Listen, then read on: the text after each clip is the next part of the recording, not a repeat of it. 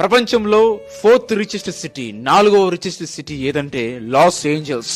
అటువంటి అందమైన సిటీ ఈనాడు అగ్నితో నిండిపోయింది. అక్కడున్న వాళ్ళందరూ కూడా $1 మిలియన్ హౌసెస్ కూడా వాళ్ళు వదిలిపెట్టేసి పారిపోవాల్సి వచ్చింది.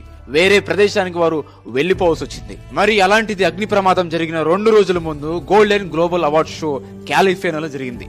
ఈ అవార్డ్ షోలో దేవుణ్ణి వాళ్ళు వెక్కిరించారు. దేవుణ్ణి మాక్ చేస్తూ గాడ్ లెస్ డౌన్ అని నినాదాలు చేశారు. దేవుడు అవసరం లేని సిటీ అని దేవుడిని వెక్కిరించడం జరిగింది. అది జరిగిన తర్వాత ఒక ప్రవక్తని ద్వారా దేవుడు ఆ ప్రదేశాన్ని హెచ్చరించాడు.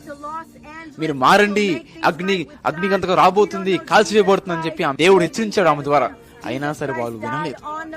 న్యూడిటీస్, హోమోసెక్షువాలిటీ అంటూ, సెక్స్ బిఫోర్ మ్యారేజ్ అంటూ దేవునికి విరోధమైన కార్యాలు ఆ ప్రదేశంలో జరగడం అని చూస్తున్నా. ఆ ప్రమాదంలో లాస్ ఏంజల్స్ మొత్తం కాల్చివేయబడినప్పటికీ ఎవరైతే దేవుణ్ణి నమ్ముకున్నారో వాళ్ళ గృహాలు మాత్రం కాలిపో